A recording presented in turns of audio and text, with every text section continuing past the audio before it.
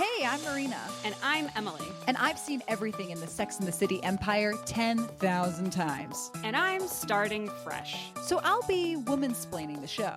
And I'm along for the ride. But there's a twist. We are starting with And Just Like That and working our way back to the beginning. So in other words, we're watching it backwards and in high heels. This is City and the Sex.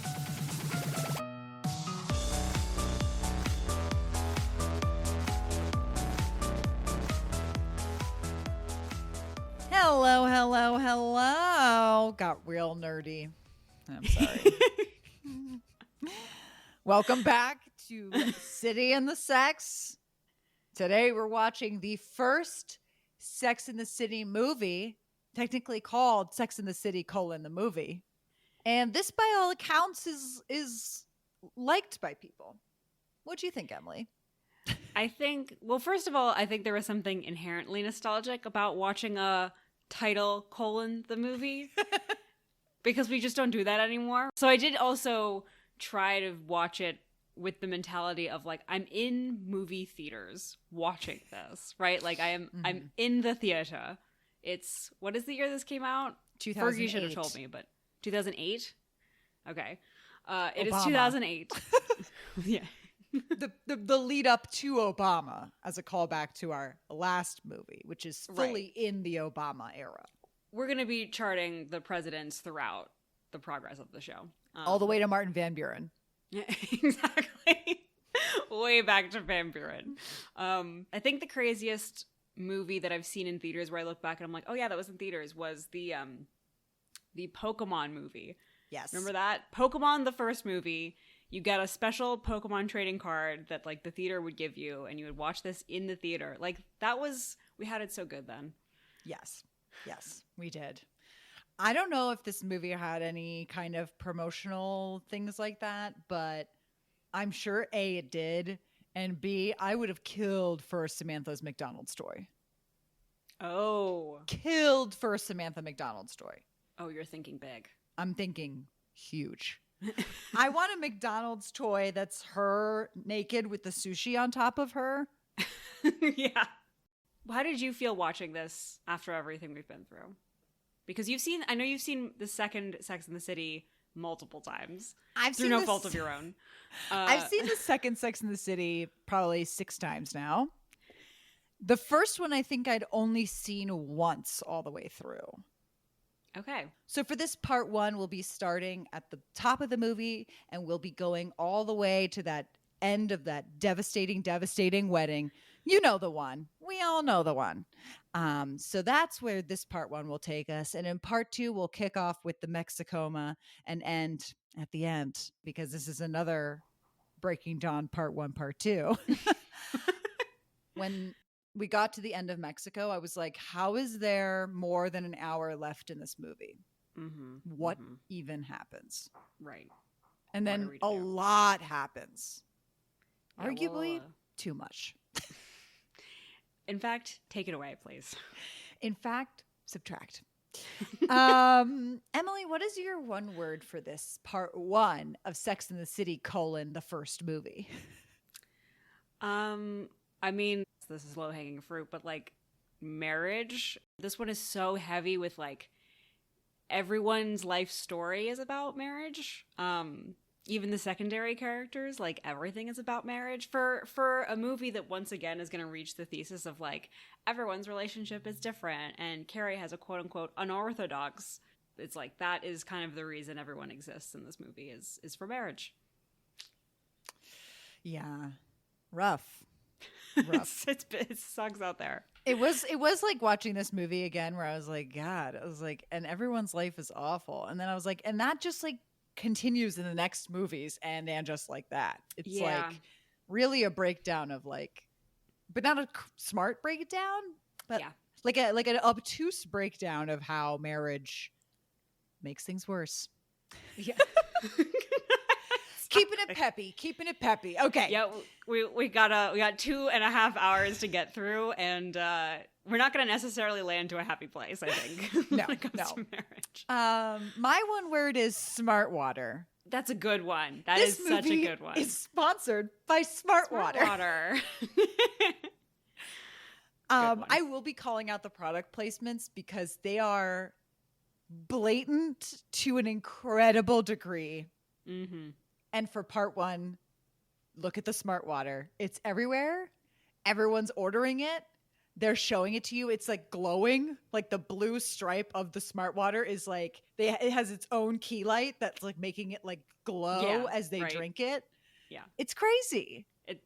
It's crazy. Like knowing that there is someone in the post-production booth, like making a little mask around the bottle and like turning up the vibrancy. That's cinema, baby. That is the magic of movies. Gotta make this product placement grow. Okay. Let's get into it. This is Sex and the City, the movie. For some background, the show ended in 2004. So viewers waited 4 years thinking Sex and the City was dead. And just 4 years later, they would get this film installment after everyone's sort of happy ending, if you will, at the end of the series. We open and we hear the first two bars of like the Sex and the City theme. And then it quickly becomes Fergie screeching labels or love with the opening line, Gucci, Fendi, Prada. Good. We already know what movie we're getting into. I will say we're already off to a better start than last time. Hey, at least it's not some Indians, some Dutch, some beads. That's exactly what I mean. I mean, we're already off to the right. The minute that we started with a vaguely normal, this is Samantha, I'm in the city, I was like, we're already doing better. There are some things about this opening that I like. Like, I do like that we see like homely girl number 12 walk up to the store window and they're like, young 20-something girls come to New York for two things, designers and men. And you're like, okay. Okay, Michael Patrick King. Okay, Michael Patrick King. I also love that. Like they have like the core four, like, but like the mini version of them, like walk past camera. We actually see their butts first.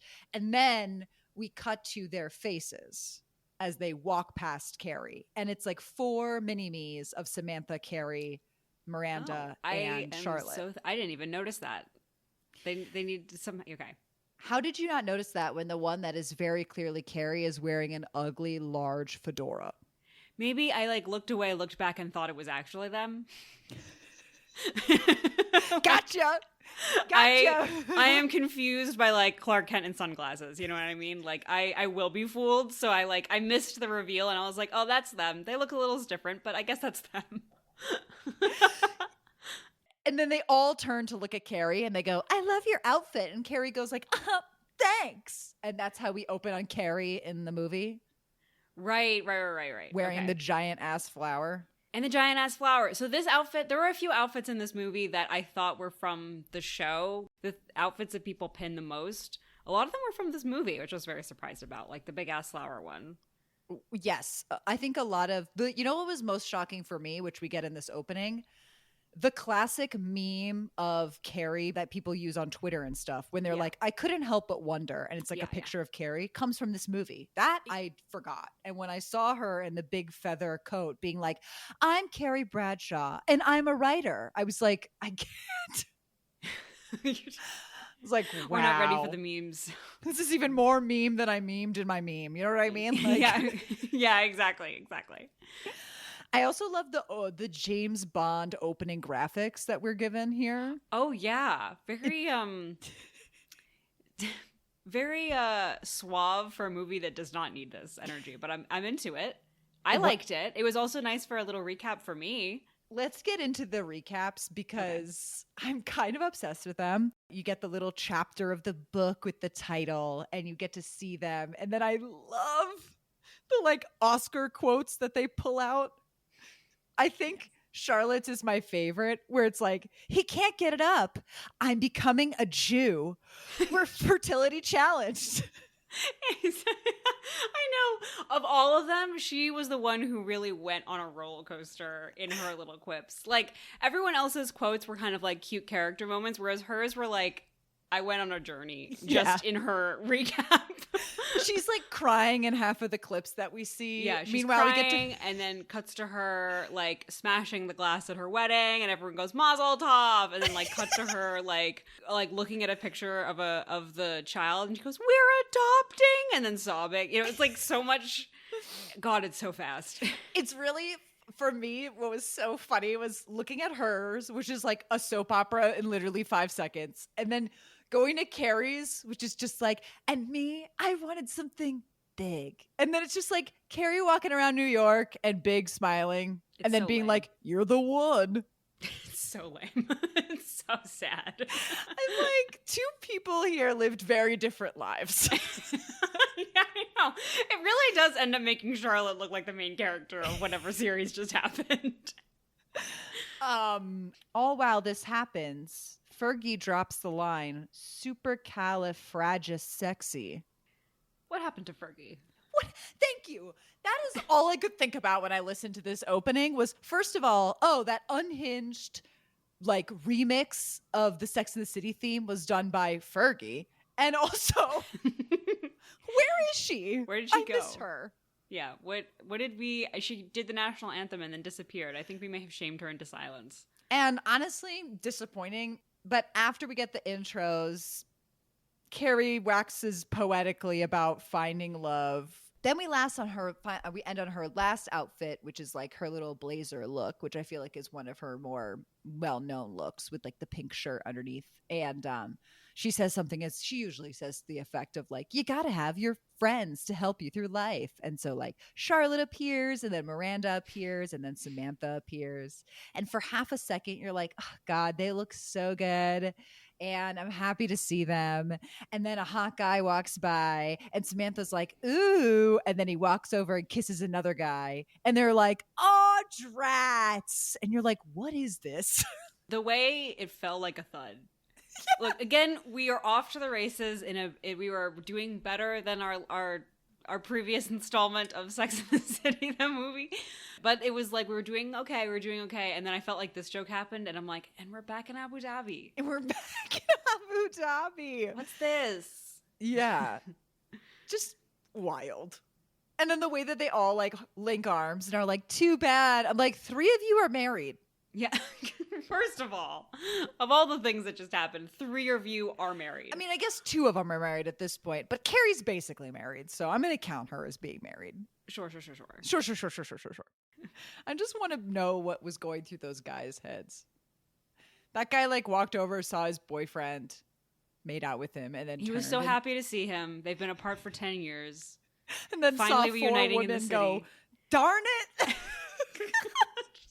To be sexually harassed by these women. He's like, I'm not a sex phooey. puppet for you 4.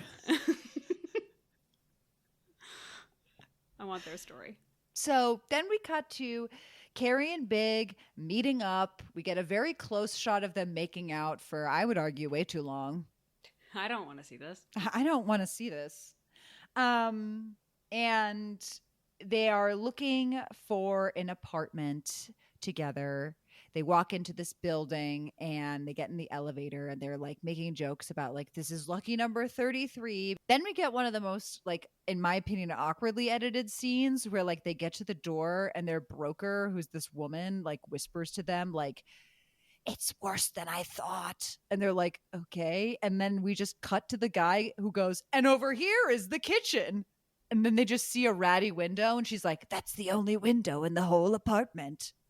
And then they're like, oh, and then Carrie makes some sort of like joke. That's annoying. I think they're trying to make a joke of like New York City apartments. They do be shitty, but like. You can't really make that joke here when we're like supposed to be shopping for multi-million-dollar luxury apartments. You know what I mean? It's like this joke is not relatable because we know that these characters are not relatable. We're not even looking at the same thing, honey. You know what I mean? I know, exactly. And then they're like, well, we love the building. And then the guy's like, well, we have another room you could see upstairs that's out of your budget.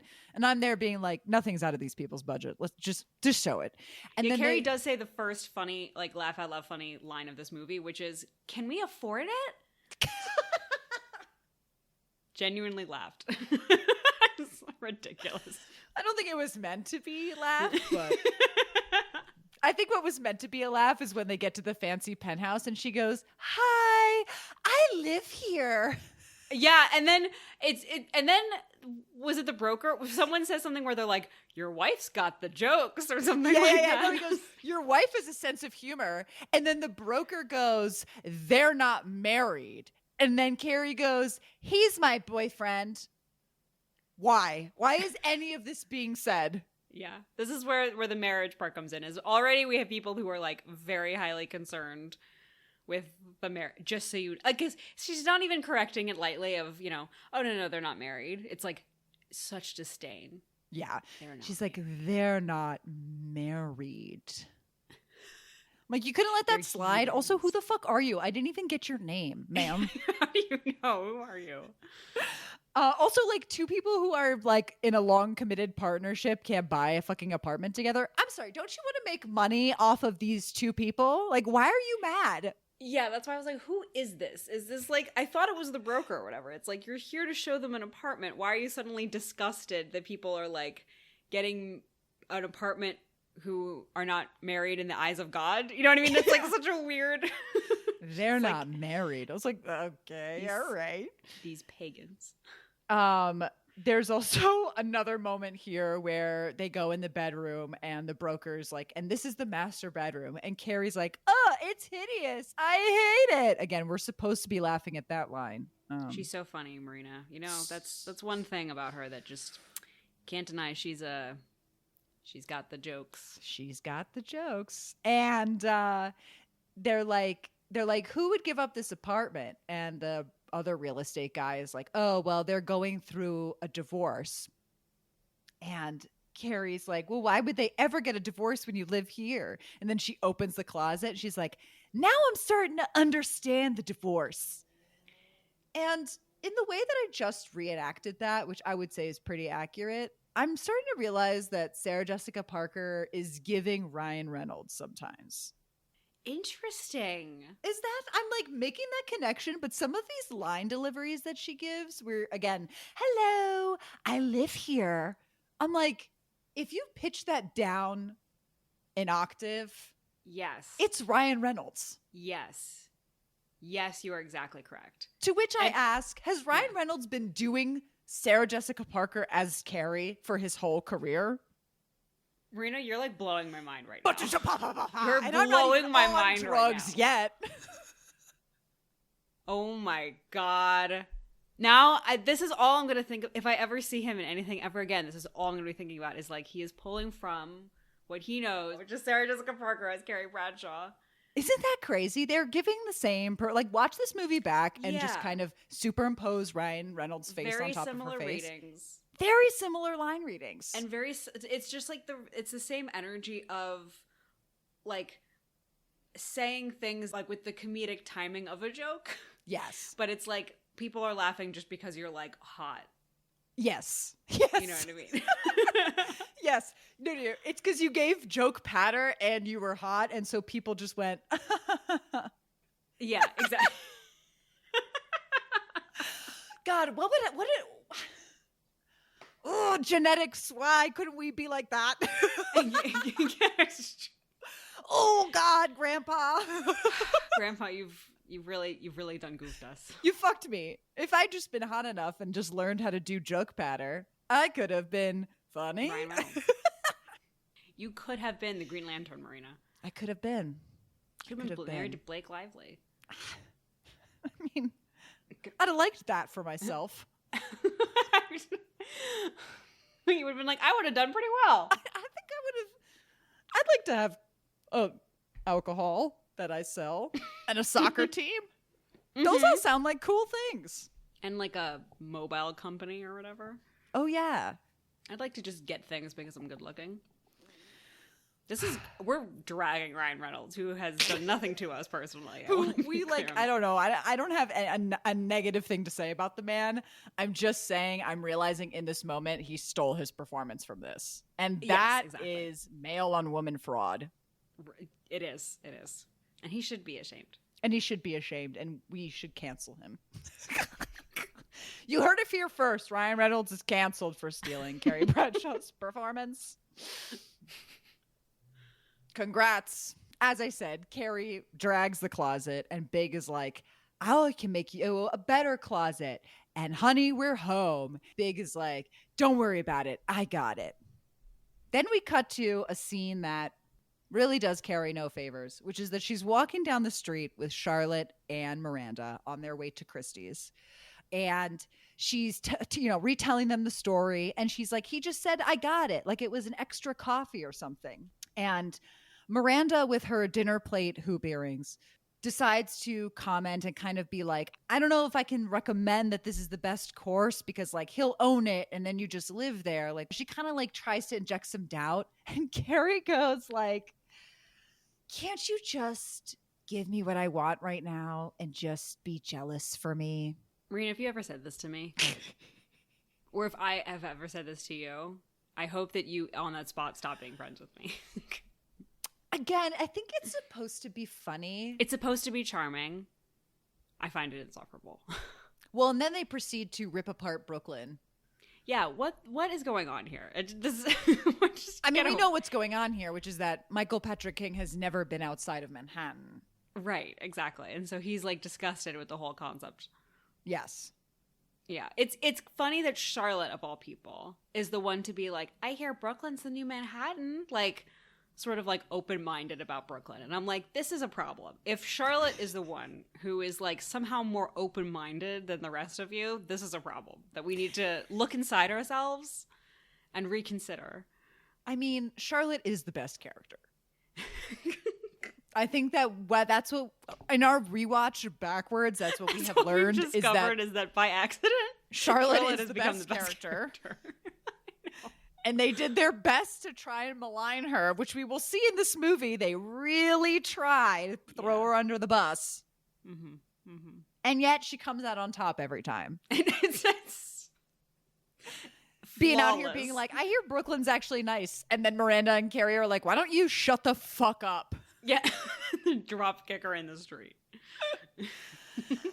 Well, the girls catch up with Samantha at Christie's, and they're there because a once waitress, once model, once actress, wife of a billionaire is auctioning off all the jewelry he gave her when they were happy in breakup revenge. Okay, got that out in one line read. It's a lot of lore. A lot of lore. Scene. I really want to emphasize we're 10 minutes into this movie and it is just jam-packed with stuff. Yeah. And is it all needed? We'll see. We'll see. And Samantha's obsessed with this flower ring. And that's why they're there. And basically we get into an auction battle. We get a great line delivery here where Samantha goes 50 fucking thousand in trying to fight for this ring. But an anonymous, I guess, bidder on the phone ends up winning and buying the ring for $60,000, which is, sad for Samantha because she was really excited for buying it for herself. Then we get an unhinged stranger scene, which seems to be the mood of these movies is like, let's just throw a stranger in there that will send Carrie down a spiral. Yes. Let's throw a stranger in there who has really militant opinions about marriage and they need to share them in an inappropriate situation. And they are the inciting incident for both of these movies. Yeah, that's true. That's true. That is how both of them starts. Is someone says a thing about marriage really intensely and then it sends Carrie off on a spiral and that's the movie. Yeah.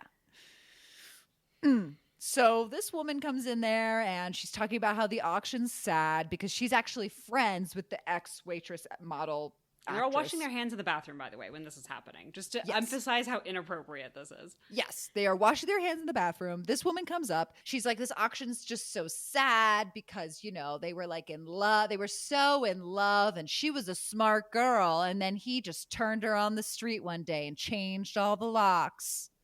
And like Carrie and Miranda like share this look because Carrie, when they were walking to Christie's, was like, I'm a smart girl. I know what I'm doing. So then when the stranger says she was a smart girl until she got stupid with love, Miranda and Carrie are like, uh-oh, it's me. Sound the alarm.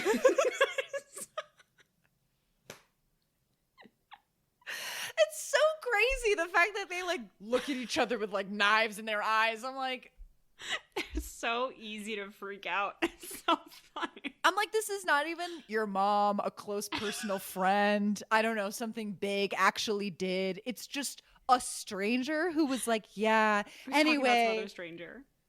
Her situation's just like your situation, but in her situation, it went really bad. And so it's going to go really bad for you. This is not an acceptable way to live. You cannot. It's like it's like the same people who will like watch a movie or listen to a song or something, and they'll be like, "It was a sign."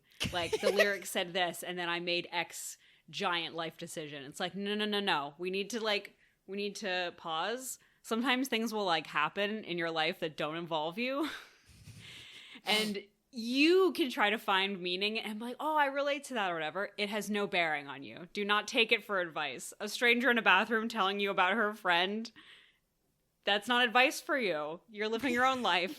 It's nothing to do with you.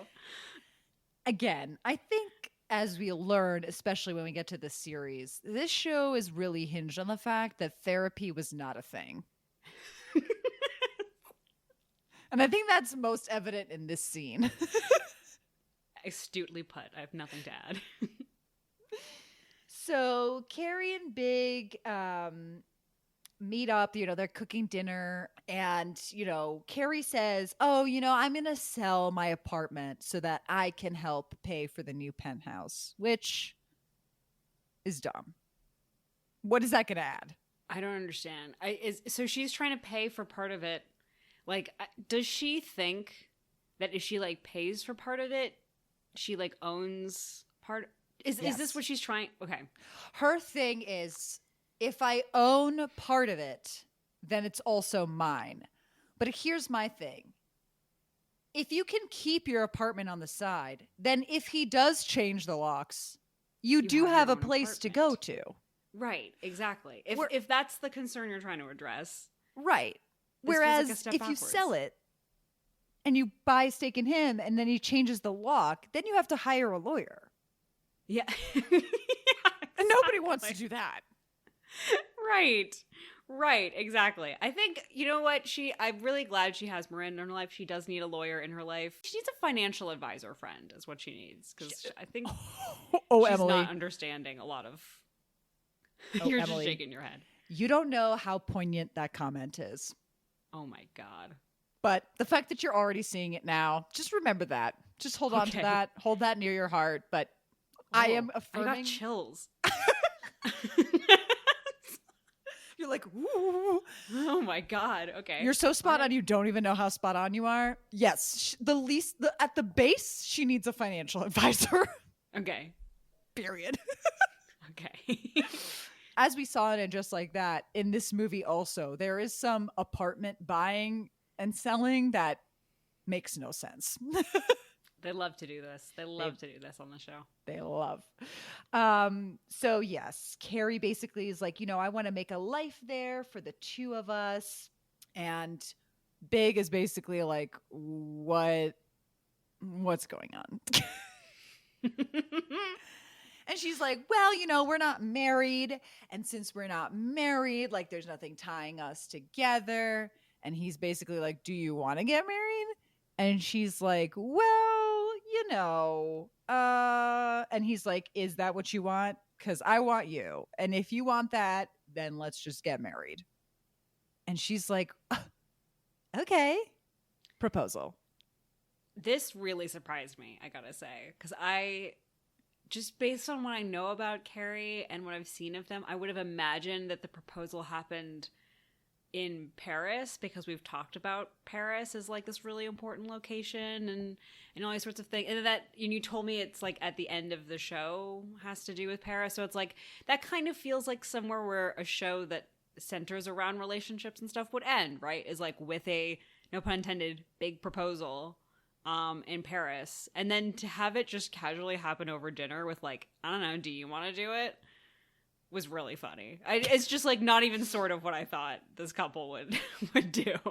Well, Carrie, Miranda, and Charlotte are at brunch, and Carrie tells them, and Charlotte screams in the restaurant, and everybody looks, and Charlotte's like, my friend who's been dating this guy for 10 is finally engaged. And everybody cheers like it's a football game. And Carrie's like trying to blush, but we know she loves it. Oh, yeah. Are you kidding? This is her. This is why she and Charlotte get along, because we hate Carrie, but we like Charlotte. It's like, I think it's because Carrie loves having a friend like Charlotte, because Charlotte like will hype you up and will go, oh my God, I'm so jealous. You know what I mean? Like, Carrie loves having someone like that around. Exactly. An enabler. To the addiction that is herself. Okay. Get her.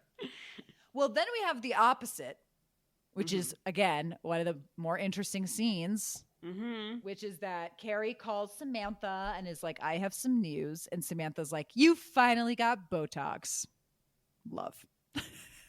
She's like, I told you were going to love it. And Carrie's like, no, I didn't get Botox. Big and I are engaged. And Samantha gives just the most amazingly, devastatingly, like, really? And then I love how she's kind of like, well, I have to go. And then they kind of hang up. And then she calls back 2 seconds later. And she's like, I was in shock. She's like, I apologize. It's like, that is real.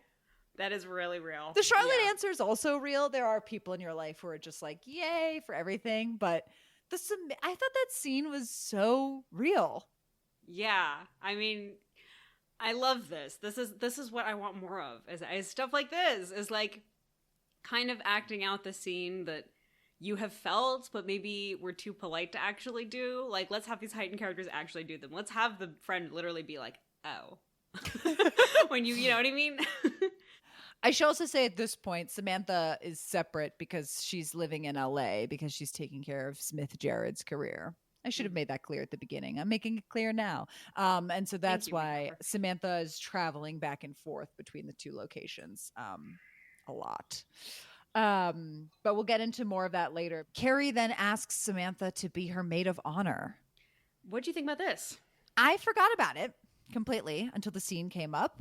And I was like, how fucking devastating. How fucking devastating that people understood this relationship to be so close that Samantha would be the maid of honor naturally, which, by the way, is a decision I think makes sense within the context of the show when this movie came out.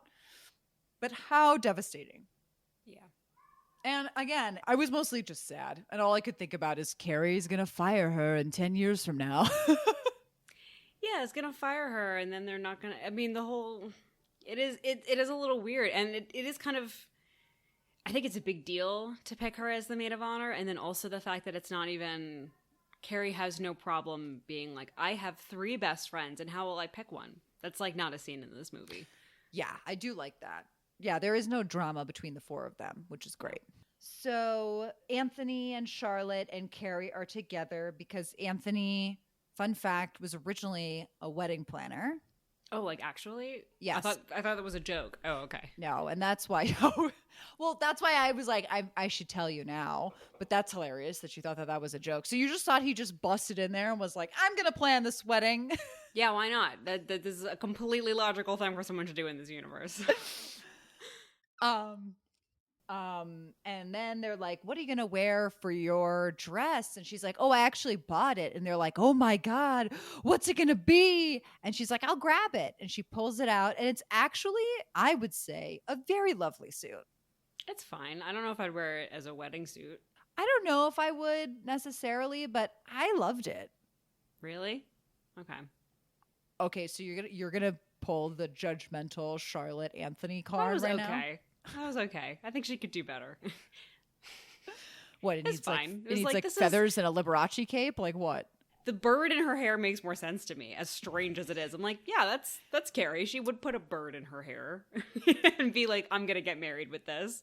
I feel like there's a combo here because, I mean, we'll get into the dress, but I feel like she looks better in the suit ultimately. But I do agree that, like, I feel like her is suit with bird. The bird is definitely Carrie. Nobody's fighting the dead bird. It is dead. It is dead. It is dead, like their marriage. Hey-o. Okay. Hey-o. But basically, we have just reenacted the scene here, which is that Carrie pulls out the suit and Anthony and Charlotte are like, oh, that's it?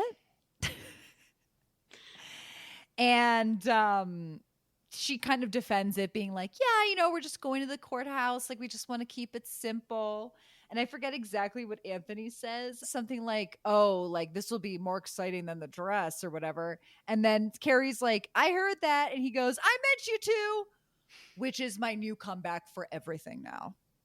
That's, yeah, it doesn't have to make sense. Just, that's a good line. You screenshot somebody's text and you send it back to them and they go, did you just try to send a screenshot to someone else? And you go, yeah, I meant to. Just walk out of that. Full confidence. Yeah. So Charlotte's at home with Harry and Lily, and they're having their morning coffee, and she screams and she calls Carrie, and she's like, Carrie, you're on page 6. And Carrie's like, okay. And she tells Big, like, oh, we're on page 6. He's not pleased about this. Yeah, and he's just kind of like, cool. And then Carrie's like, I guess my nuptials are growing because they heard about it all the way over at Vogue. And Carrie walks into the Vogue offices where she meets with her editor, Enid, who you know. Oh my God, that is, I did not make the connection that this is the same person. Vivant, how could you forget? Oh my God, I did not realize this is the same person who's going to be Vivant. Oh my, thank you. Here's my thing is the fact that they repeat the same plot by being like, she's doing the annual age issue. And she wants Carrie to speak to the 40-somethings. It's so sad too. I mean, and it's much more reductive than what she's saying with Vivant, at least, which is all about sort of like, you know, oh, we need to celebrate aging and women are so wonderful. And this is like, you need to give women hope that they can get married. At 40. Dun dun. 40, the big boogeyman of this movie. Is what, being 40? Yes. Burn it to ash. Okay. So, basically Enid is like, we want you to do the story on 40 years old, and we want to actually do a full-blown magazine profile on Carrie getting married as the last single girl. And Carrie's like, I don't know. And she's like, you're going to be in couture. Carrie wastes all of our time pretending to be humble and not take it. Yeah. I do love when she's like, spare me the 3-day thinking it through and just say yes. Yeah. She's like, get over yourself. Just say yes. This is when I'd like to take a moment to say that Carrie has worn the same belt in 3 scenes. Whoa. And she will continue to wear this belt at least 4 more times. Whoa. I have 2 thoughts about it. One, does Serica Parker's whoopee a black studded belt? She's like, I need this belt to get through being 40 and being in this movie. This is my emotional support whoopee, is this belt. Yeah. Black leather studded belt. Here's a little Easter egg hunt for our little viewers. Yeah. Go back and watch the movie and count how many times the black leather studded belt appears. You see it in the first scene when they are shopping for houses and they go to the big penthouse. Count how many times. I think it's at least 7 or 8. Dang, okay. Now you're going to make me watch this a second time. No, you're not. Belt watch. Okay. So let the woman porn commence, because we go right into Carrie at the Vogue photo shoot. Every woman's dream. Every woman's dream. God, it's so easy to be a woman. You have like 3 interests. Weddings, apartments, fancy rings, whoopee belts. Whoopee belts. Also, you talk like a munchkin. That's me. Was that my first role ever on a stage? Yes.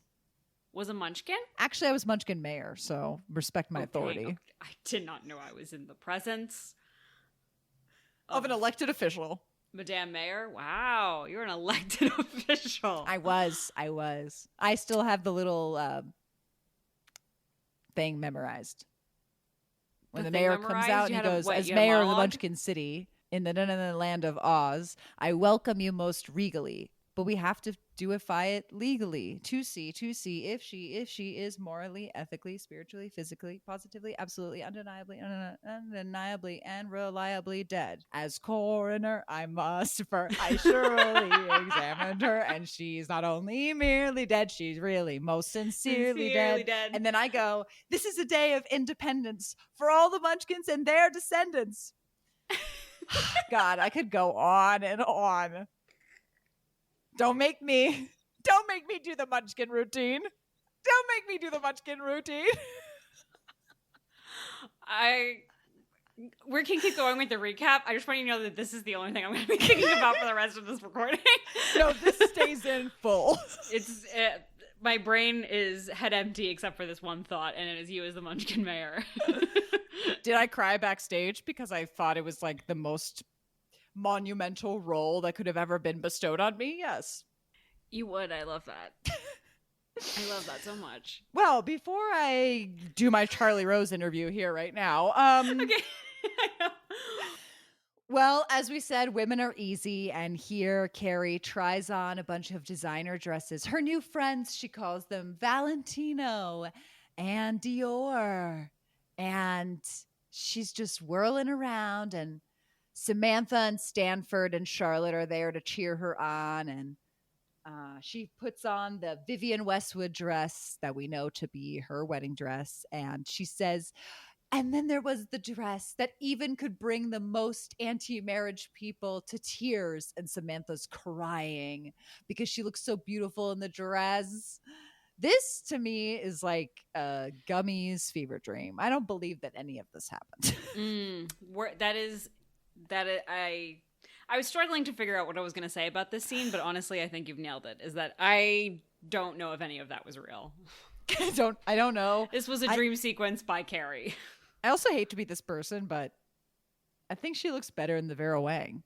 Oh, get her. Get Vivienne. Get Vivienne Westwood. It's the sleeveless dress with the big flowers on the end. I mean, I think this is time. Now that I've been vulnerable with our audience about my role as Munchkin mayor and the weight that I feel being an elected official, this is when I have to come forward. To say. It's an election year. All right. In an election year. This is where I have to come forward and say, I don't like the Vivienne Westwood dress. Ugh, gasps of horror, people screaming. Is this a controversial statement in the fandom? Like, do you think this is a very beloved dress? I don't know because I haven't done the proper polling to figure out, but I would garner to say that yes. Mm-hmm. I like the bird. Mm-hmm. That is great. No notes on the bird. I just don't think the dress like fits Sarah Jessica that well. Mm-hmm. And I like Vivienne Westwood, but I don't know. The dress is just not calling to me, I think, in the same way that it calls to everybody. But I have to speak my truth. No, I think that's fair. I don't think it. I think I'm ambivalent about it. There are so many other outfits that I actually like more that I forget about it. You know what I mean? Yes. And I just remember the bird. The bird is the best part. We're here to say that the bird is the best part. Yeah. That's our statement. I think we can say that. We can put that to the press. Well, Carrie looks so beautiful in the dress that Vivienne Westwood decides to give it to her. Every girl's dream. Every girl. Women. Women. Women. Women love wedding dresses. Women. There's a lot of that in this movie. Well, Carrie and Big are in bed. I do love this outfit that she wears to bed. This is like her in underwear, a bra, a silk cami, and a pearl necklace. We stand. She brings her library book to bed, and Big kind of bullies her, being like, are you the only one who still checks out a book for the library? And I'm like, all right, let's all calm down. And it's a collection of love letters from male figures in history. And I do love, she's like telling Big about the book, and there's this actually one great line that made me laugh, because she's like, look, there's letters from Thoreau and Napoleon. And he goes, typical short guy. Gives it all away right up front. What? Typical What? short guy gives it all away right up front. What the fuck? That's so mean. What are you talking That's about? so Yeah. mean. He can't hear you. It's so weird and bullying for no reason. I'm like, yeah, knock Napoleon down because he's not around. It's like, excuse me. Excuse also, like, me. Isn't Napoleon, I mean, obviously Big would never know this, none of these people ever is, but like Napoleon was known for like capital F fucking. So that's why he's in the book. It's because he's a weirdo who was constantly horny and was fucking a lot. First of all, get him. Second of all, I did my senior project on him. I tell you he was fucking. okay, so we just did my Roman Empire, which is the Munchkin Mayor, and yours is the rate at which Napoleon fucks. Yes, was a senior project. No. Yeah, I'm just like, I get it. Napoleon's short. We've all made 300 jokes about it, but it was just an offhanded comment that really got me. Just weird for no reason. I think it's because like also Big has nothing to contribute ever. Yes, that's So true. whenever he says something like this, which is like the closest we get to like an opinion or a thought, It's we're always just like bitchy. It's startled like- that it's like weird and mean. Yeah. Yeah. Why are you kind of bitchy? Calm down. Who the fuck are you? I repeat, who the fuck is this? It only becomes more confusing as time passes. I know. I'm trying to unravel the memento puzzle that is Mr. Big. Oh It's more god, and more you never strange. will. It reminds me of the like starter sim. Like when you first buy the Sims and it's just like a dude, a woman, a house, and it's supposed to be super just here is how you play the Sims. He reminds me of that dude. That's Just Mr. Big to me. Empty NPC. Literally. I'm here to do the tutorial. I'm here to do the tutorial. I'm here, and it's to do the tutorial. And to Yeah. bully Napoleon. Right. So they come across a Beethoven poem. He also makes fun of Beethoven, but I forget what the joke is. And it ends with, ever mine, Why is he ever... so threatened by historical figures? Like, they're not around, and they're definitely not going to take Carrie. Yeah, it's what did they do to you? But, as I said, there's a Beethoven poem that ends with ever thine, ever mine, ever ours, which is like a refrain of theirs. Whatever. Should have been the thing said at Big's funeral. But who my cares? god, you totally got him. Got him. Totally got him again. And he says some sort of like cutesy stuff to her. But it's supposed to be a touching scene where we learn that they love each other. Did you That's feel nice that? to know. They haven't told me that yet. That's nice. It took this long. So Carrie goes to the library at Bryant Park randomly and sees that a wedding is being planned and says, "This is where we should get married." Sure, because she got a library book that one time. How is this about the two of them in any way, shape, or form? Well, I'm so glad you said that because that's going to be a point of discussion in this couple. I mean, this has been a point of discussion a lot in this couple. Is like, is anything about us? Like, what is their shared culture? We don't know. We They have don't know. nothing. It's a big mystery. It's a big mystery. That was Ryan Reynolds promoting Wrexham on Apple TV Plus. Okay. We get our first scene that doesn't have Carrie in it. Wow. Okay.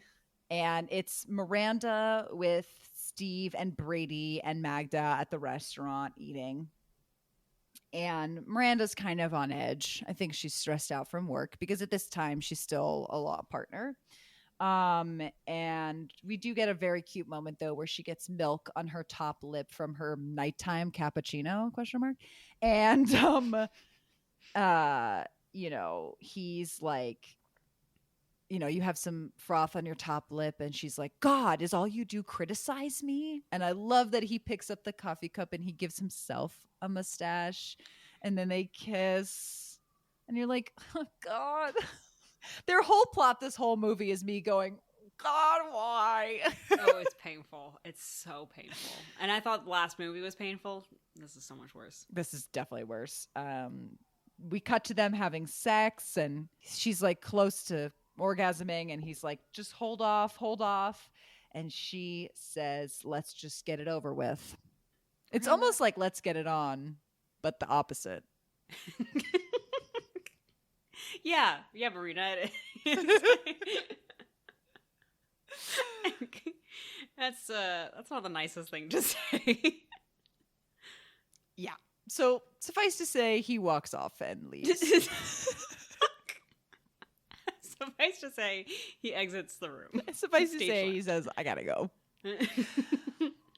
Then we get, I would say, a very classic brunch scene here, which I know you've been craving for. And I like this one. With all four of them. Look all at this. All 4 of them, plus Lily. And she's there, they're coloring with her, and Miranda's trying to talk about her sex life, and Charlotte's like, please, she's repeating everything she says, just don't use the word sex. So they make a cute euphemism for sex being coloring.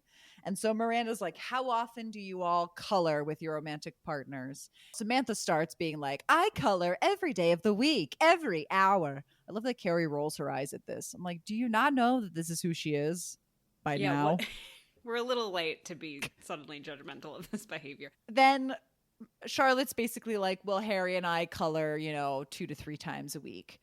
And Miranda's like, well, Steve and I are in a no coloring phase. And everyone's like, well, what does that mean? And she's like, we haven't colored in 6 months. And everybody's like mouth agape.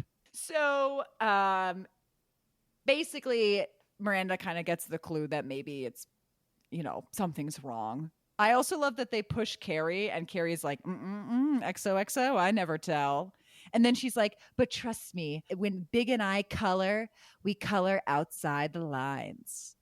And I was like, is that ear fucking? Like, what is that? I think she's implying that it's like not vanilla, but I'm sorry. Have you ever met a person who so clearly only has vanilla sex as Carrie Bradshaw? Have we met a guy who so clearly would only ever accept missionary as a position? Yeah, no. Now I'm going to be judgmental. Mr. Big looks like a person who is not good at sex. Get him. Well, the movie goes to the extent to try to prove you wrong, which is that Carrie goes to see Big immediately after to assuage us that they do have sex and it is good, because he powerfully makes out with her and pushes her against the brick wall on the terrace of his apartment, and they furiously make out to prove to you, Emily Sen, that he does fuck.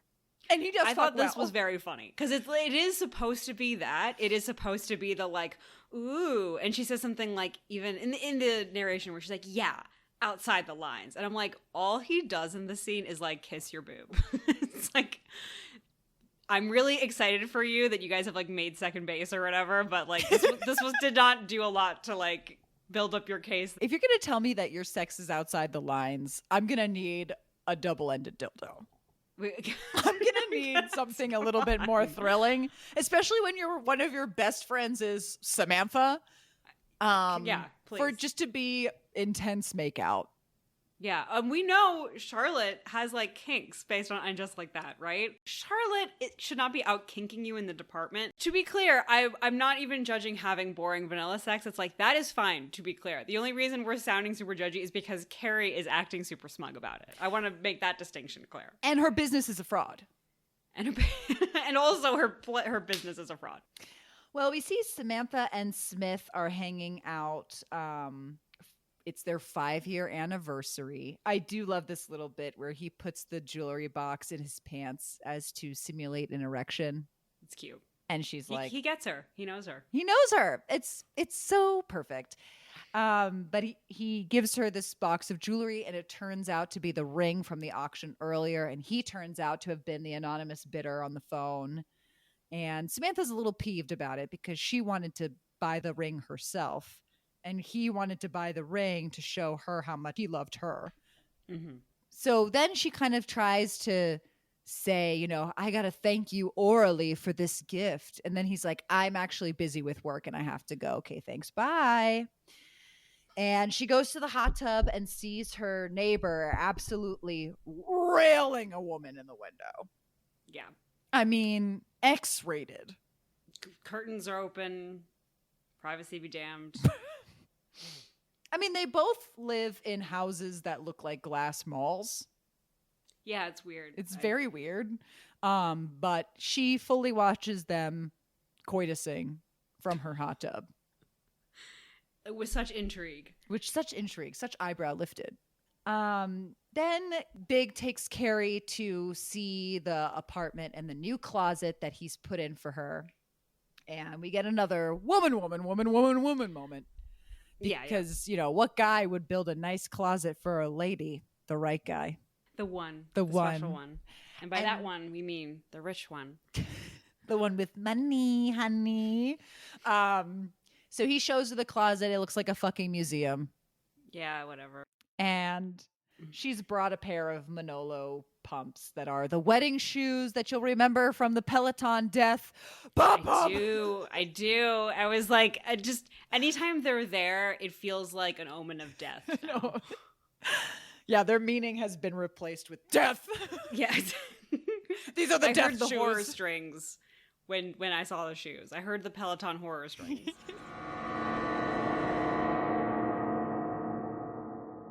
You heard like a fitness instructor being like, "You got it. 5 more minutes." Carrie and the girls are at the OG apartment because she's magically sold the OG apartment, so they have to pack it up and get all her shit out of there. And they're like, "I can't believe it sold so fast." I can, because it's New York real estate. That's how it works. In a prime area. It's the most realistic thing that has happened involving real estate in this show. So originally it's just Carrie, Charlotte, and Miranda, but they hear a ding dong at the door and it's Samantha. And I do love this moment when she's like, you know, they all scream because it's her. And then she pulls out a bottle of champagne and they all scream. And then she pulls out a second bottle of champagne and then they all scream again. I mean, it's a little bit women, but I'm also into it. It is funny. I will say it made me laugh, but also paradoxically is the first time where I like check my watch. Because this is where I was like, I feel like I'm watching a TV episode. Like, where are we going? We're doing the like, Samantha's here. And we've already seen Samantha like, what, twice 10 now? times. Visiting New York. At this moment, I'm starting to really feel the like, the groan of this movie under the weight of being 2.5 hours. Well, then you groan again because then they do a fashion montage of outfits from Carrie's closet. And you're like, we're getting the second fashion montage in 10 minutes? Yeah, we did in fact just do this. We just did this. Like, what are people doing in the theater when they're watching this? Are we supposed to be cheering and like whooping? What are we doing in response to this? Are we like, that dress? And then we all cheer and clap? Like, what is this for? What? Yeah. Is it? Okay. We all sit in the audience and we go, "Oh my God, it's the outfit from the opening of the movie." And then we clap with our hands, and then our labia majora and minoras also clap. So we have 3 sets of we've got the big hands clapping, and then the two, every vulva is different. So I'm not going to say whether it should be big or small, but we got the 2 smaller than our hands clapping downstairs in the basement. That's a good, thank you. Okay. All 3 hands going. I'm so glad I asked that question, and I'm so glad I got an answer to it. Thank you so much. Yeah, that scene's over. They pack up her apartment. And yeah, we're done. Anyway, we pack up this. Okay. Anyway, Miranda and Steve are at home. This crushing scene. So we go from that, where our menorahs are clapping, to this devastation. Her menorahs are crying. And Steve and Miranda are at home, and, well, he admits that he had an affair. Just one time. Sex with a woman. And Miranda, you know, is obviously upset and storms away. And then they go to bed, and, you know, Steve's trying to apologize. She obviously, you know, just accepting the news, as is reasonable, can't quite accept it and decides to sleep separately from him. The girls are at brunch the next day, and Miranda tells them about the cheating, and she's very much in divorce mode. She's already like, we're going to be having this rotation where Brady's with me and then he's with him, and I'm going to be getting my own apartment. And you can kind of see on the girls' faces that they're kind of like, oh, really? Like Samantha and Charlotte kind of exchange a look of like, oh, well. And Samantha even pushes back on her, and Miranda's like, it was a violation of my trust. I don't know if I can trust him anymore. I just can't go back. So we cut to Carrie and Big, and Carrie has some things that they need to finish for the wedding because the wedding, you know, is becoming slowly a bigger and bigger event. And Big at the same time is dealing with some contracting issues for the new apartment. And Carrie's like, now's not the time for contractor. Now is the time for wedding. And she basically admits that the wedding is now 200 people as opposed to 75 people. And Big, you know, freaks out about it and is kind of stressing. And he's like, this is my third marriage. Like, how do you think this makes me look? And he kind of storms off. And Carrie corners him and is like, what's really happening? And he's like, this is just becoming too much. Like, wasn't it just supposed to be the two of us? And she's like, well, it's kind of too late for us to call off the wedding. We can't really just go to City Hall now. We kind of have to get through it. There's a lot of psych warfare that's happening here. Yeah. There are many scenes where he comes to her and is genuinely vulnerable and is like, I honestly don't know if I can do this. And she's like, I'm going to need you to put your big boy pants on and get over it. Yeah. Yeah. Her, I mean, you know, again, for someone who's supposed to be a columnist and who's going to later be a podcaster that gives advice, her advice to him whenever he's feeling anxious about something is always, don't worry about it. Yeah. You know what I mean? She like can't really meet him on his level. Like when she says, or when he says, I've been married 3 times. Like, how do you think this makes me look or something like that? Yeah. All she says in response is, well, I didn't know you felt that way. Why didn't you tell me you felt that way? You know what I mean? But then doesn't actually address his feelings. And I was like, I think this is where Carrie runs into a lot of her problems, is because someone will say something and she does it. She's just like, oh, well, gee, why didn't we talk about it? Or like, well, that makes me not feel good. Rather than like, he just told you something kind of big. She doesn't engage with it at all. You know what I mean? I knew exactly what was going to happen a mile away. I mean, first of all, obviously, this movie has to have a big conflict. You kind of know what's coming. I'm just like, he basically was like, can we cancel? And she basically was like, it's too late to cancel. And then they just hug it out. Like, I actually don't think it's too late to cancel.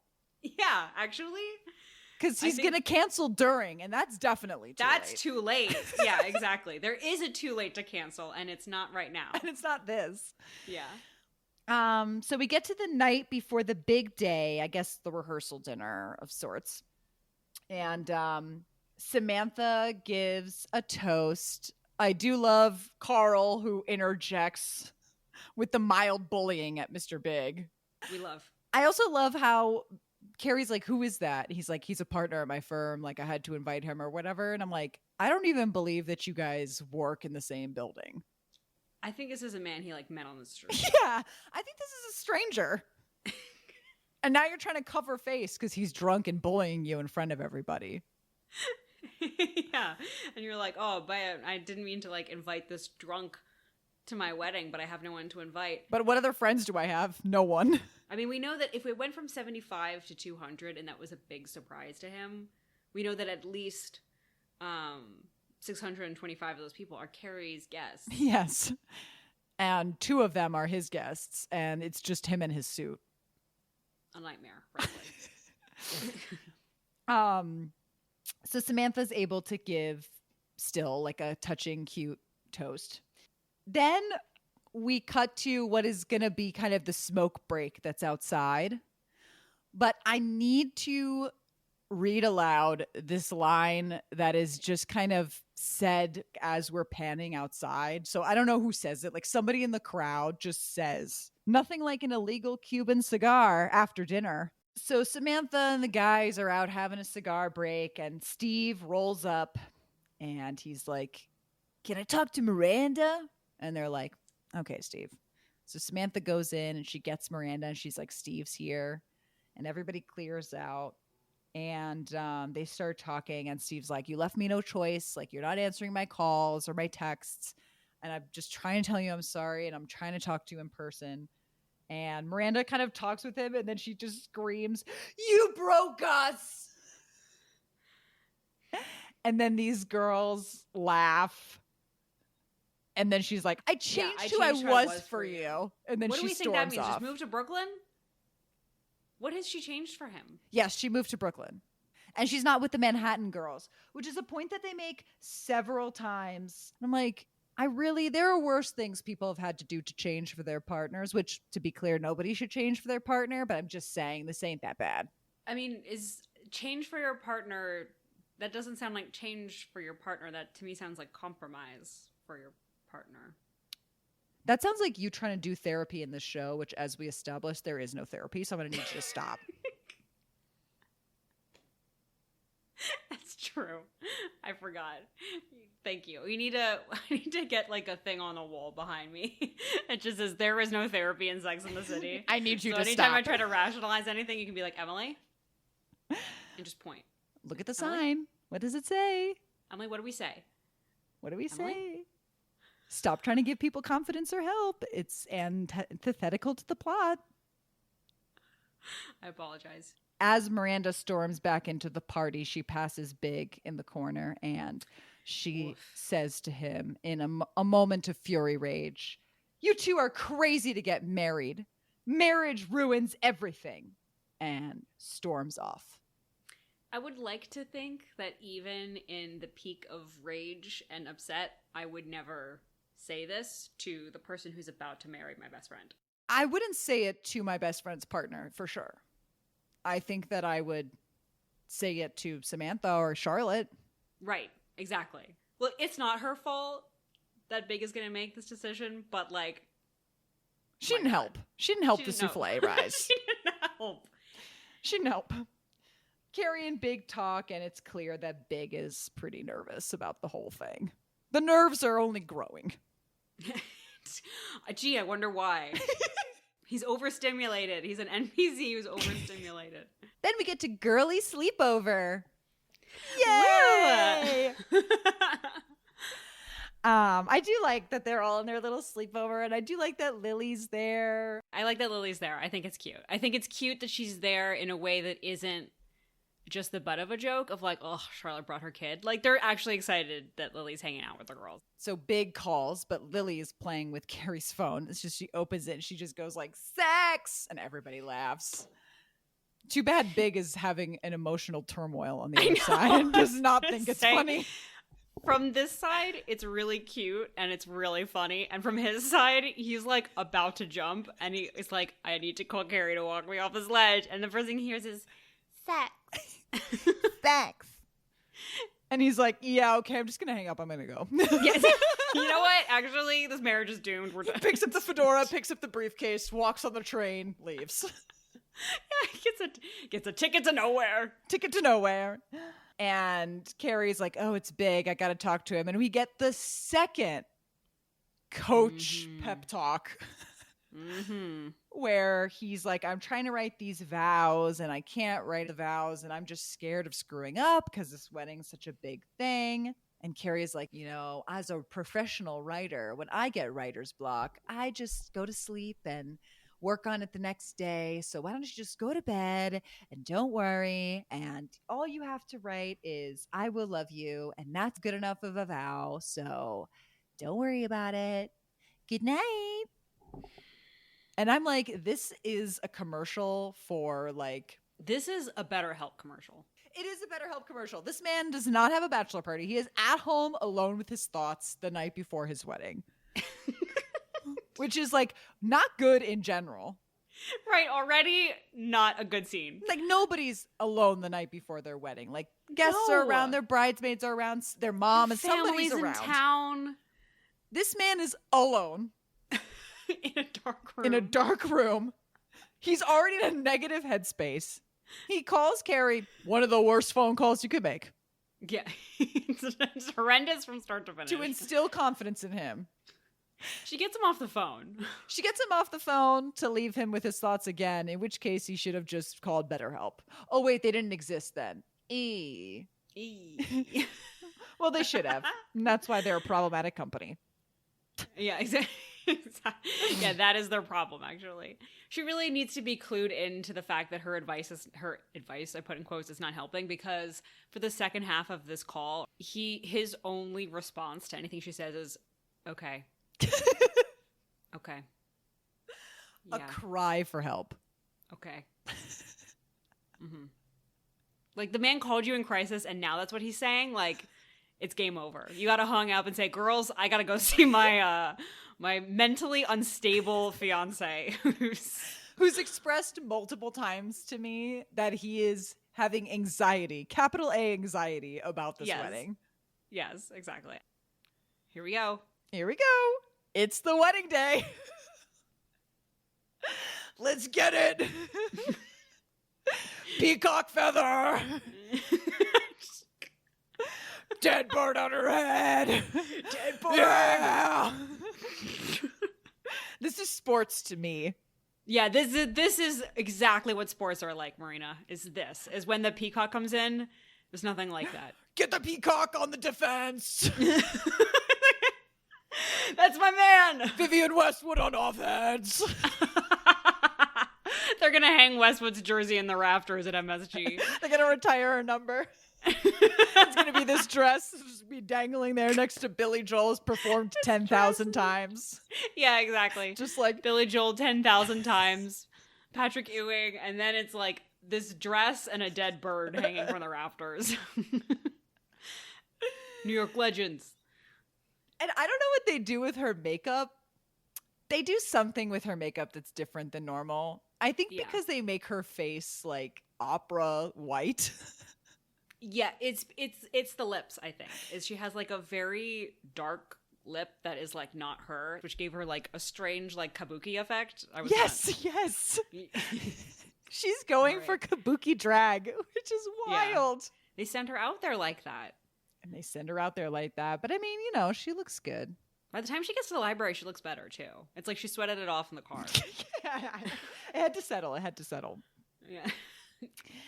Big calls, but this is the scene I've been waiting to talk about. Lily takes the cell phone, opens it up, goes like, says nothing. He goes, hello, and then she just hangs up the phone, puts it in her cupcake purse.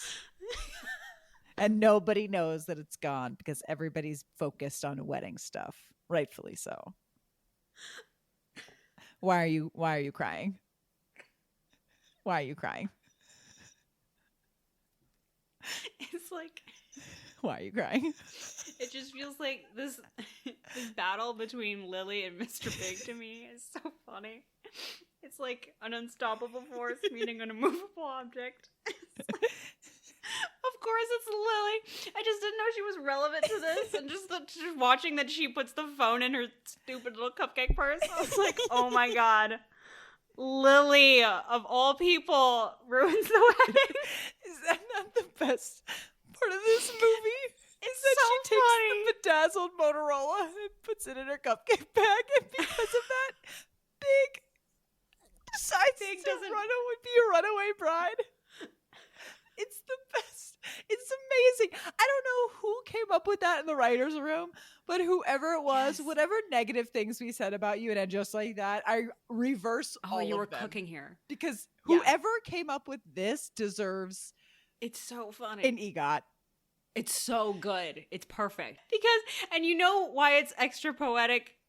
Lily is the one that kills Big because she's going to play at the recital that they're all at, so no one's at home when he has the heart attack. Do you see the conspiracy? Do you see the conspiracy?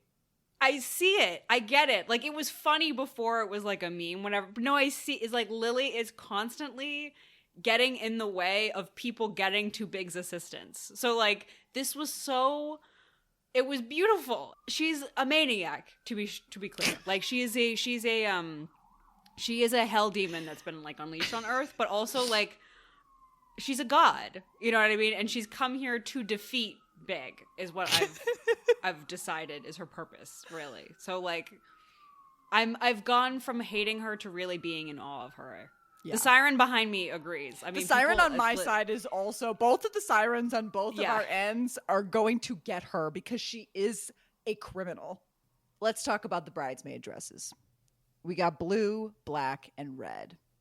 Yeah, what's up with this? I don't like it, but as usual, Samantha looks the best. 100%. That's no shade to the other two actresses. I'm just saying they gave her the best dress. Sorry about it. They gave her the best dress. She's also got the best hair going on. Yeah, with the Got big whole look flower. going on. Well, Big keeps calling to no answer, as we mentioned. He says that he's just really thrown by the whole thing and he's freaking out. And he sees Carrie pull up to Bryant Park because he's been sitting there. And she gets out of the car. And then he decides, instead of just getting out of the car and going up to her and being like, Yeah. can we talk? Yeah. He's like, This she's is got to so turn weird. around. She's got to turn around. Come on, Carrie, turn around. I'm like, whoa, when did turning around become a symbol of the fact that she cares about you? Right. The weird threshold you've just made up out of nowhere. This weird rule of like, oh, she just needs to turn around. The writing here is consistent in that everyone on this show is, as we've discussed, like really easily susceptible to things where they're like, I don't know what to do. And then whatever makes them make a decision is usually like the most arbitrary thing happens. Someone happens to walk by and say a thing. They happen to like see a couple somewhere having an argument that they decide is about them. Or in this case where Big is just like, if she turns around, it'll save our marriage. And she does actually turn around, but then they Yes. put the veil over her, and he interprets that as her not looking at me. Yes. It's so bizarre. It's so bizarre because she does turn around, but I guess because they don't make eye contact, it doesn't count. What rules is he making? They should have just never had her turn her head, like film Yeah. language wise. They should have just always kept her looking forward. Correct. I don't know, but it's very confusing. And because she doesn't turn around, he fucking says, book it to his driver. And they fucking Yeah. hightail He's it the literally fuck like, out of there. Guess that's that. So Carrie walks in and they're all set to go. And Anthony's like, the groom is not here. There is a very quick, brief moment that I wanted to highlight where she goes, well, did anybody call him? And then they all stand around, like, looking at each other. And, like, that's actually a great point. The fact that not a single other I know that he has no friends. But, like, Mr. Wedding Planner Anthony, like, nobody else called him. This is sad. Movie is about how we leave men for dead. Pour one out for Mr. Big. Okay. Carrie then, says, did anybody call him? They're like, no. She's like, well, let me just call him. And no one can find her phone. And then she's like, so just give me a phone. And I love this moment when Samantha gives her like an iPhone, like a first gen iPhone. And Carrie's like, I don't know how to work that. Yeah, that's so funny. Why is that here? Like the focus on it and to hand it over and it's so clearly an iPhone tells me it's product placement. But the fact that she goes, I don't know how to work that and rejects it and takes a flip phone tells me maybe it's not product placement. I don't really understand. It's the primo Peloton where they probably told Apple, we're going to feature your product. And then they immediately shit on it in the media. This might be the scene that made Apple so notorious about how their products are used in films. So she gets him on the phone. We get to the what you say slow-mo where Carrie's like, where are you? And he's like, I can't do it. And she like the what you say, like just the slow-mo of her like dropping the phone. And he's like in the car, like looking sad. And I love that he's the nerve to be like, Carrie, hello, are you there? Oh yeah. Where do you think she went? He's like, can you hear me? She starts to hyperventilate. She's like, get me out of here. He's not coming. Get me out of here. All the girls are like, oh my God. They rally around her and they start to kind of push her out of the building. Then presumably Mr. Big, who's just been zoning out NPC style in the car for the last 5 seconds, goes, what the fuck am I doing? And decides he should just go back and go through with it. Stupid. This is the stupidest part of the movie. Stupid. He should have gotten stuck at traffic and then their car catches up to theirs and then Carrie decides to get out and confront him. You know what I mean? Yeah. Well, instead he has his driver pull an illegal U-turn and go back on a one-way street. On a one-way street, yeah. The driver's like, it's a one-way street. He's like, shut the hell up. We gotta list all of Big's crimes. So they pass cars in the street because Carrie's kind of been shoved into a car to escape, and he's coming back, and they see each other in the window, and they both stop the car, and Carrie gets out, and Big's like, I'm sorry. And she goes, I knew you would do this. And she hits him with the flowers, and she beats him with the flowers. And he's like, Carrie, I'm sorry. And then she whips around and falls into Charlotte's arms, and he reaches for her like, Carrie, come on. And Charlotte's like, no, gives out the most primal, like, no. And he's like, okay. And that's enough to scare him. It's awesome. Can I just say, it's awesome. Once again, I'm sorry. The Charlotte propaganda train will not be stopped by all the ridiculous things they're going to make her do in this movie. It still is not enough for me. It was awesome. It was such a good. This scene was great. I just I thought the smacking with the flowers and her screaming I knew you would do this was the most. I mean, it's the most on Carrie's side I've been since this whole thing, and you're just yeah, get him. It's so dramatic. I loved it. And then Charlotte's scream is so good. Just the kind of friendship moment we needed from someone in the group, and I just like that it's Charlotte. So vicious the way that Kristen Davis says no. You see Big lost 10 years of his life in that moment. And I also love that they so they push Carrie in the car, and then Charlotte has to go to the other side of the car, but she's wearing a tight dress, so she has to kind of terrier bounce her way to the other side, and she's still threatening. She's still threatening. She's still You still don't want to get close. So we cut to Carrie on the couch, just completely despondent over the whole situation. She says, I feel nothing. And she's like, and now I have nowhere to live. And Miranda's like, don't worry, we can take care of that. And I'm sitting there somebody bought the house and they went into closing, so it's okay. There are no consequences. It's okay. People are fine after they make big life decisions like buying an apartment, just giving it back. Yeah, they just give it back. It's so many of these problems in this movie are all about these big permanent decisions. Do you want to move in with a person and then not have a place of your own? What happens if you break up and you don't own the house? Do you want to do all these? But they don't mean anything. Why are they anxious about this? Because in this world, you can buy apartments and sell apartments depending on whatever you're feeling that day. You know what I mean? Yeah. There are kind of no consequences to anything. She's like, what do I wear? All my clothes and my honeymoon clothes are at Big's. And Samantha and Miranda together are like, we're going to take care of everything. Literally, don't worry about it. Samantha's like, I'm going to go call and cancel the honeymoon now. Because Big and Carrie had planned this big honeymoon to Mexico. Miranda then kind of corners Charlotte and is like, I said something to Big at the rehearsal dinner, and I feel like I should tell Carrie about it. And Charlotte's like, now's not a good time. Maybe you should save that for later. And I will say, and we'll get into this more in part 2, obviously, but when is the right time to bring that up? Part of me is like, you just got to swallow that one forever. There's no time to bring that up. Yeah. At this point, it's not going to serve her. And also, no offense, but Big should not have been rocked by that comment. Fine that it was unhinged of her to say it, but if he was, what does it serve? Exactly. He still You're bailed. only saying that to clear your conscience at that point. It's just gonna hurt her, and it's gonna hurt your relationship with her. I agree. I think that's a good point. She just never should have brought up. But here we are. Samantha says, I can't cancel the trip, but I managed to get it so that all 4 of us can go. And Miranda's like, I have a job, and Samantha's basically like, shut the hell up and go to Mexico.